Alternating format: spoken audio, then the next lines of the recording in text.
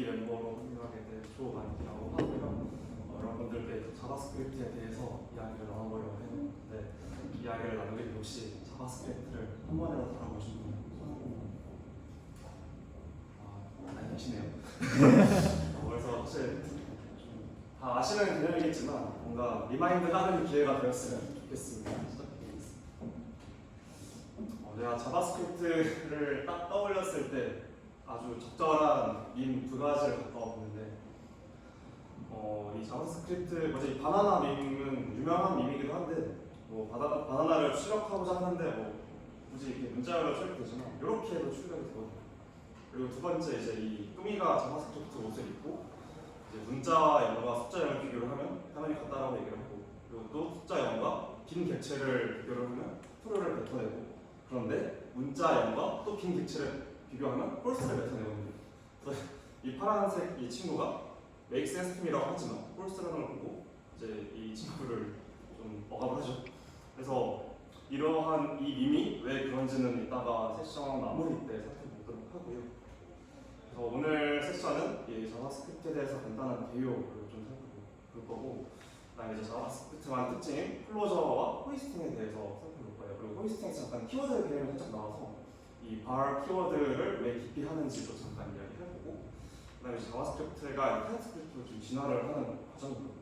좀 그런 부분과 어떤 부분에서 차이가 나고 왜 타입스크립트로의 진화가 이루어졌는지 그런 목적과 그다음에 코드 예시도 같이 한번 살펴볼 거고 그다음에 아까 봤던 밈에 대한 설명해드리고 그다음에 이제 마지막으로 제가 자바스크립트를 배우면서 좀 유익했던 책이나 유튜브 강좌를 좀 소개하고 발표를 마무리하도록 하겠습니다.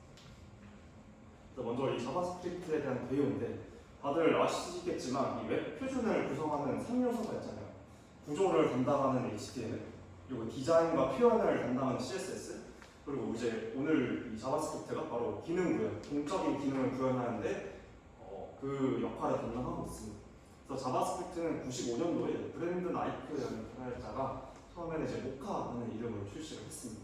그래서 이후에 라이브 스크립트, 그다음에 자바스크립트라는 이름 변경의 과정을 거쳤고 원래는 이제 사실 자바스크립트는 프로토타입 기반의 언어입니다. 그래서 이 프로토타입 기반의 언어라는 말이 어떤 말이냐면 우리가 어떤 기능을 재사용하고 싶을 때 어떤 객체의 기능을 원형 객체에 있는 새로운 기능을 새로운 객체로 재사용하고 싶을 때 프로토타입 기반 언어는 사실 이 복제라는 개념을 사용해요. 근데 사실 이게 우리가 개발자께서 약간 복제를 통해 기능을 재사용한다보단 상속을 통해 기능을 재사용하는 게 좀 더 익숙하잖아요. 그래서 이 자바스크립트도 진화를 합니다. 그래서 이 ES6 업데이트에서 클래스 개념이 도입이 되면서 상속을 통한 클래스 개념을 이용해서 상속을 통한 기능의 재사용이 가능하게 되었습니다. 그리고 자바스크립트 같은 경우에는 현재 원래는 좀 프론트엔드 분야에서 좀 자주 쓰이던 주류를 이루던 언어였다가 백엔드 같은 경우에는 이제 노드.js의 등장으로 백엔드 분야에서 자바스크립트가 사용을 됐고 그리고 프론트 개발의 역사를 쭉 흘러가다 보면 결국엔 지금 서버 사이드 렌더링까지 왔잖아요. 그래서 Next.js 역시 자바스크립트 기반의 플랫폼이다라고 할 수 있습니다. 그리고 이제 이 다섯 번째는 이제 제가 자바스크립트를 공부하면서 느꼈던 부분인데 정말 과도하다고 느껴질 만큼 친절한 언어예요. 지금 에러 없이 실행됐다는 얘기가 뭐냐면 예를 들어 제가 이 파라미터로 의도한 값은 문자열인데 숫자 값이 가끔 들어갈 경우가 있습니다. 근데 이제 그런데 보통은 원래 그럼 에러를 뱉어내고 실행이 안 돼야 되는데 undefined나 mother number가 그냥 그대로 함수로 들어가서 실행이 되는 경우가 정말 많아요. 그래서 에러 없이 실행된다는 이 말씀이 이런 부분이고 그리고 자바스크립트 엔진 내부에서 암묵적으로 처리하는 게 굉장히 많습니다. 타입도 알아서 바꿔주고 그다음에 뭐 메모리 관리도 가비직 프로젝터에서 자바스크립트 엔진 내부에서 알아서 해주고요. 그다음에 초기화도 알아서 자바스크립트 엔진에서 알아서 해주고 그리고 심지어 자바스크립트는 원래 마지막에 그 세미콜론을 붙여야 되는데 이 세미콜론 역시 자바스크립트가 알아서 자동적으로 붙여주는 경우가 있습니다. 그래서 TMI 저 갖고 왔는데 이제 자바랑 자바스크립트랑 무슨 상관인가요? 라고 갖고 와봤는데 사실 결론부터 말씀드리면 두 언어는 정말 별개의 아무 상관없는 언어고 비유를 드리자면 아까 인도 말씀하셨다면서 인도와 인도네시아의 관계다라고 생각하시면 될 것 같아요. 이 두 나라는 아무런 상관이 없는 나라인데 근데 좀 진짜 TMI는 이 자바의 이름에 있는 상표권하고 자바스크립트라는 이름의 상표권 모두 자바를 개발한 오라클이 갖고 있습니다. 그래서 이게 어떻게, 그러니까 이건 약간 서브인데 이 브랜든 아이클가 자신이 만든 언어가 좀 유명해졌으면 좋겠다 해서 오라클에 허락을 부탁해요. 내가 새로운 언어를 만들었는데 너네가 개발한 자바라는 이름을 잠깐 빌리고 싶다. 근데 오라클이 흔쾌히 허락을 해줬다고 합니다. 그래서 상표권은 다 오라클에 비속되어 있습니다. TMI였고요. 그다음에 이제 클로저라는 개념에 대해서 살펴볼 건데 사실 클로저는 자바스크립트의 고유의 특징은 아니고 함수형 프로그래밍 언어라면 다 갖고 있는 특징이긴 한데 뭔가 저는 자바스크립트 코어 기능 중에 하나가 될 수 있다고 생각해서 여러분께 소개를 하고자 합니다. 사실 클로저라는 그 언어 뜻 자체가 폐쇄라는 의미잖아요. 근데 그럼 무엇에 닫혀 있는지를 살펴보면 화면에 보시다시피 이 변수의 접근 범위를 닫는 것을 의미를 합니다. 그래서 이 코드를 보시면 먼저 이해가 빠를 것 같아서 바꿔봤는데 지금 여기 중첩 함수가 하나 있고 그 안에 인어 함수에서 이 외부 함수의 지역 변수 x를 이제 참조해서 함수를 찍고자 합니다. 근데 우리가 이제 그 프로그래밍의 실행을 배울 때 보통 이렇게 한 줄씩 한 줄씩 한 줄씩 밑에서 위로 내려온다라고 보잖아요. 그럼 이 결국 마지막 행에 이 함수를 호출을 했을 때 내부의 인어 함수가 실행이 되는 딱 그 시점을 생각해봤을 때 이 외부 함수의 실행은 사실상 끝난 거거든요. 그러니까 즉 외부 함수의 생명 주기는 끝난 건데 그렇게 되면 사실 이 인어 함수가 외부 함수에 있는 지역 변수 x를 참조할 수 없다는 얘기거든요. 생명 주기가 끝났단 말은. 근데 지금 이 옆에 띄워놓은 게 콘솔에 찍힌 결과인데 그대로 식을 찍는 걸 볼 수 있어요. 그래서 이게 바로 클로저 개념 때문에 가능한 겁니다. 그래서 즉 이 클로저 개념에 의해서 죽은 외부 함수의 변수를 내부 함수에서 많이 참조가 가능하게 돼요. 그래서 제가 앞에 이것도 써놨는데 그래서 이 외부 함수에서 내부 함수의 지역 변수를 참조는 불가능하지만 내부 함수에서 외부 함수로의 접근은 가능합니다. 그래서 이러한 기능이 결국 이 외부에서 이 변수로의 접근을 막기 때문에 뭔가 변수의 보안 유지 관점에 있어서 되게 중요한 기능을 한다라고 생각을 해서 클로저를 여러분께 소개해드렸고 다음은 이제 호이스팅에 대해서 살펴볼 건데 이사를 이제 이웃집 이사를 할 때 보통 이런 사다리차를 많이 쓰잖아요. 혹시 이 사다리차의 정식 명칭을 아세요? 이거는 이제 아무도 모르실 것 같은데 제가 저도 이삿짐 그 센터 알바하면서 들었는데 요 사다리차의 정식 이름이 승강기 호이스트래요. 그래서 호이스트의 뜻을 정말 직관적으로 설명하는 거라서 바꿔봤고 호이스트는 요 사다리차를 생각하시면 딱 이해가 빠르실 것 같아요. 요 사다리차는 지상의 땅에 있는 짐을 집 위로 끌어올리는 거잖아요. 그래서 호이스트의 사전적인 의미 없이 끌어올리다라는 뜻이에요. 그래서 자바스크립트에서의 호이스팅은 뭔가 변수나 함수가 저장될 메모리 공간을 선언 전에 미리 할당을 해놓고 그리고 함수나 변수의 선언을 각 유효 범위에 맨 위로 끌어올려주는 것을 의미합니다.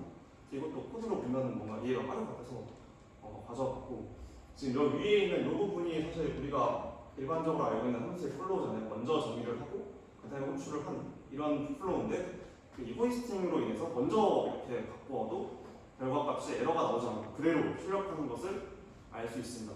근데 이제 우리가 유의사항 몇 가지가 있는데 함수 표현식에는 호이스팅은 동작하지 않아요. 제가 지금 예시로 갖고 온 거는 함수의 선언식이고 함수의 표현식은 이제 이겁니다.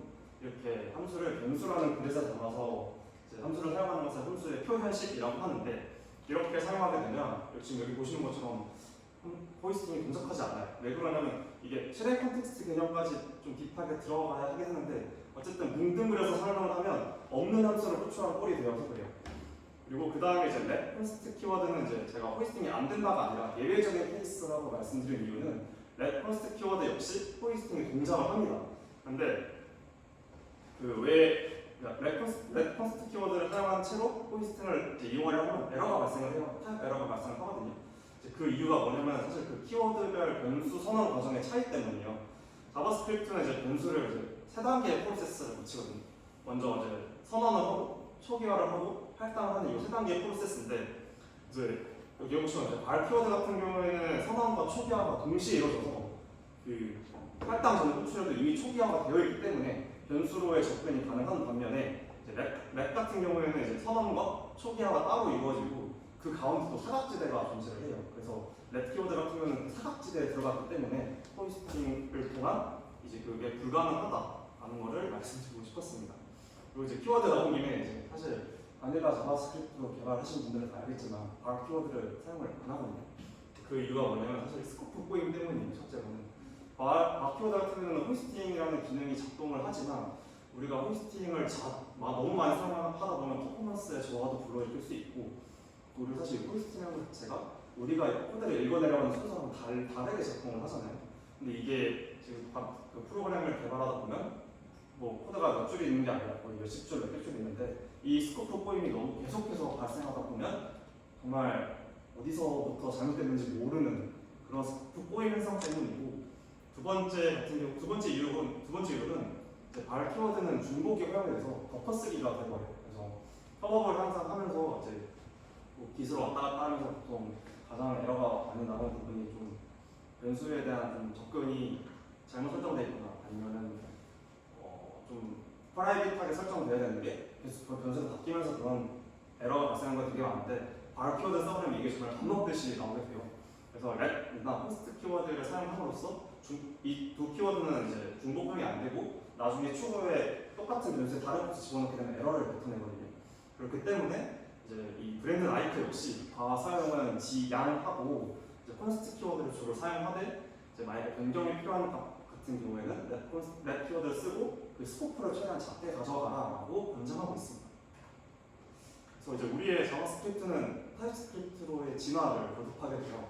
그래서 제가 이제 심심할 때마다 그 원티드나 슈퍼키 같은 곳에서 프론트엔드 관련 체험 공부를 되게 많이 읽어보거든요.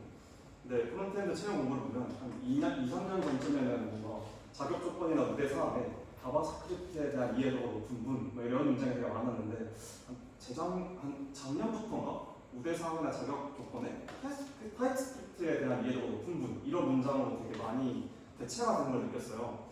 그래서 그만큼 이 프론트엔드 분야에서 타입스크립트가 널리 쓰이고 있는 상황이고, 그래서 오늘 이제 이 타입스크립트가 뭔지 간단하게 살펴보려고 합니다. 타입스크립트는 이제 마이크로소프트사에서 개발을 했고, 우리가 이제 자주 사용하시는 비주얼 스튜디오 코드가 이 타입스크립트로 개발이 진행됐습니다. 사실 타입스크립트를 사용하는 목적은 딱 하나예요. 잘못된 값이 인풋으로 들어오는 것을 방지하기 위함입니다. 그래서 이 타입 지정을 통해서 미리 우리가 타입을 즐겨놓으면 잘못된 값이 인풋으로 들어가는 것을 우리가 이제 미리 알 수 있기 때문에 개발자 입장에서 필요가 덜하지 않겠느냐라는 그 담론으로부터 출발을 해요. 그래서 이 타입스크립트가 얼마나 또 많이 퍼져 있냐면, 이게 이 사진이 제가 23년도에 스텝 오버플로우 서베이를 갖고 왔는데, 이 어드마이어드 부분이 내가 사용했을 때 이 언어가 너무 좋다더라라는 그 항목이에요. 근데 그 부분이 러스트에 이어서 2위를 기록했습니다. 그래서 타입스크립트가 지금 이렇게 널리 쓰이고 있다. 이제 코드랑 같이 살펴보면 앞에서 아까 타입 지정이라는 말씀을 드렸는데, 사실 이렇게 변수나 함수 뒤에 다 일일이 이렇게 메시지는 스트링이고 더는 불리는 지정해야 된다는 얘기는 사실 저희 개발자에 대해서 귀찮다는 얘기일 수도 있어요. 그리고 지금 이 코드는 한 19줄밖에 안 돼서 에러가 3개밖에 안 되지만 거의 몇십 줄, 몇백 줄 되는 코드를 짜다 보면 에러가 진짜 거의 20개에서 30개 정도 뜨거든요. 그래서 이런 부분을 에러 처리한다는 게 정말 귀찮고, 그리고 사실 이 타입스크립트도 뭔가 타입을 되게 스트릭트하게 지정해 놓은 게 아니라, 만약에 우리가 개발하다 보면 어떤 값이 어떤 타입인지 모르는 애매한 경우가 좀 있기 때문에 그런 상황을 대비해서 n이나 언노운 타입이 존재를 해요. 근데 막상 프로그램 개발하다 보면 n이나 언노운 타입을 일단 넣어놓고 실행부터 시켜보자 이런 경우가 되게 많아져서, 결국 이렇게 n이나 언노운 타입을 남발하게 되면 결국 타입스크립트로의 그 본연의 목적이 타입 지정에 대한 목적이 잃어버리는 거잖아요. 근데 그럼에도 불구하고 이 타입스크립트가 널리 쓰이는 이유는 협업 시 되게 효율성이 빛나다고 생각을 해요. 그렇기 때문에 좀 널리 쓰인다고 생각해요. 그래서 특히 웹 개발하다 보면 백과 프론트엔드 데이터를 주고받을 때 보통 그 제이슨 형식의 REST API를 보통 많이 사용을 하시잖아요. 근데 그쪽에다가 백이나 프론트엔드가 미리 데이터 타입을 지정해 놓고 이제 개발을 진행하면, 사실 이 VSC를 그러니까 이런 IDE를 통해서 개발을 진행하다 보면 굳이 따로 뭔가 뭐 API 다큐멘트나 이런 거를 살펴보지 않아도 반강제적으로 여기서 에러를 뱉어내기 때문에 반강제적으로 이제 포맷에 통일이 되어버려요. 그래서 이런 부분에 있어서 좀 더 효율성이 빛나는 것 같고, 생산성의 증대 같은 경우에는 이제 뭔가 이 객체로 들어오는 4개 변수들이 좀 이런 값이 여기 뭐가 들어오겠구나라는 직관적인 판단이 타입이 적혀있기 때문에 가능해져요. 그렇게 하다 보면 결국 이런 디테일 부분에 신경 쓰는 게 아니라 뭔가 이 큰 그림, 뭔가 이 로직에 대해서 개발자가 좀 더 생각하는 시간이 많아지고 이런 부분이 생산성의 증대로 이어진다고 생각해요. 그리고 특히나 이 타입스크립트는 자바스크립트 개발자가 배우는 경우가 많기 때문에 그러한 경우에 한정해 봤을 때는 러닝 커버가 상당히 작다. 뭔가 자바스크립트 문법이 크게 위배되는 것도 없고, 그저 자바스크립트 문법 뒤에다가 타입을 지정하거나 뭔가 설치 과정에서의 귀찮음이 조금 동반되긴 하지만 그 고비만 넘어가면 정말 타입스크립트 역시 훌륭한 프로그래밍 언어가 될 수 있다라고 생각을 합니다. 그래서 이제 아까 봤던 그 바나나 밈부터 왜 그렇게 되는지 설명을 드리고자 해요. 자바스크립트에서 이 클래스 연산자가 단항 연산자, 그러니까 뒤에 P 연산자를 하나만 끌고 오게 되면 숫자 타입을 그 뒤에 있는 P 연산자를 바꾸게 됩니다. 근데 우리 뒤에 오는 P 연산자가 문자열 A이기 때문에 other number의 입장인 NaN을 받아나게 돼요. 그래서 중간에 이제 NaN에 들어가면서 바나나라는 단어가 만들어지고 이제 로어케이스로 모두 다 소문자를 바꿔버리면 이렇게 바나나라는 예쁜 글자가 나오게 되는 거죠. 그 다음에 이제 뿅이인데 요 밈 같은 경우는 동등 연산자의 원리 때문이에요. 동등 연산자는 이제 두 값을 비교할 때 둘 다 이제 동일 타입으로 바꿔서 비교를 하게 돼요. 그래서 첫 줄 같은 경우에는 이제 숫자 0과 문자 0을 비교하다 보니까 숫자 0으로 둘 다 바꿔서 비교를 해서 true 값이 나오게 되는 거고, 두 번째도 마찬가지예요. 빈 배열도 숫자 타입으로 숫자 0을 바꾸게 되면 0을 리턴을 하더라고요. 그래서 0과 0을 비교하기 때문에 true이고, 근데 문자열과 참조형의 배열을 비교할 때는 풀스트링을 붙여서 둘 다 문자열로 바꿔서 비교를 해요. 근데 빈 객체를 문자열로 바꿔버리면 그냥 빈 문자열을 리턴을 하거든요. 그래서 문자열 0과 빈 문자열은 아예 다른 개념이기 때문에 false를 이제 리턴하게 됩니다. 그리고 이제 제가 제 자바스크립트 학습을 하면서 이 코어 자바스크립트 말고는 제가 봤던 자료들이거든요. 그래서 저는 자바스크립트 공부를 어떻게 했냐면 유튜브로 좀 기초를 다졌고, 그리고 뭐 책을 통해서 제가 부족한 부분의 지식을 채웠다 이런 느낌으로 공부를 했더니 제 입장에서 뭔가 좀 효율적으로 공부를 한 것 같았어요. 그래서 유튜브 같은 경우에는 뭔가 이 기초를 좀 다지시는데 좋은 강좌는 코딩한마 채널에 제 자바스크립트 중급 강좌를 추천을 드립니다. 이게 왜 추천을 드리냐면 일단 양이 많지 않아요.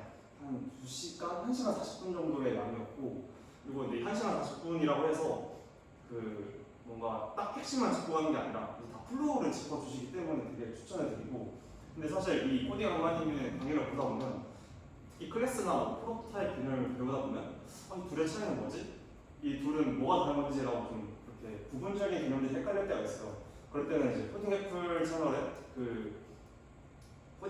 가서 보시면 이것보다 자바스크립트를 쉽게 설명할 수 없다 이런 시리즈가 있어요. 그래서 거기 보시면은 이제 프로토타입이나 클래스에 대해서 되게 쉽게 설명해 주시거든요.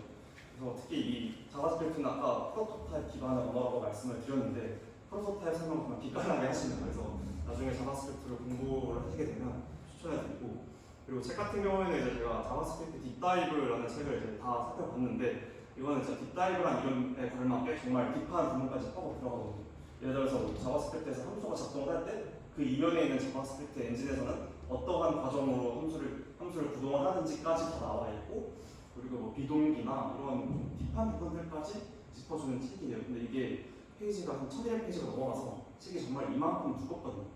그래서 뭔가 이 책을 통해서 공부를 하시면 혼자 하시는 것도 좋지만 마음 맞으시는 분들과 스터디를 통해 진행하시는 것도 추천을 드리고, 그리고 이제 혹시 이 책의 PDF를 구하시는 분이 계시다면 저한테 DM을 주시면 제가 따로 공유를 해드리도록 하겠습니다. 제가 준비한 부분은 여기까지였고, 그리고 시간 부족한 말씀을 들어주셔서 감사드립니다. 혹시 질문이나 궁금한 점 있다면 편하게 해주시면 감사드리겠습니다. 네, 감사합니다.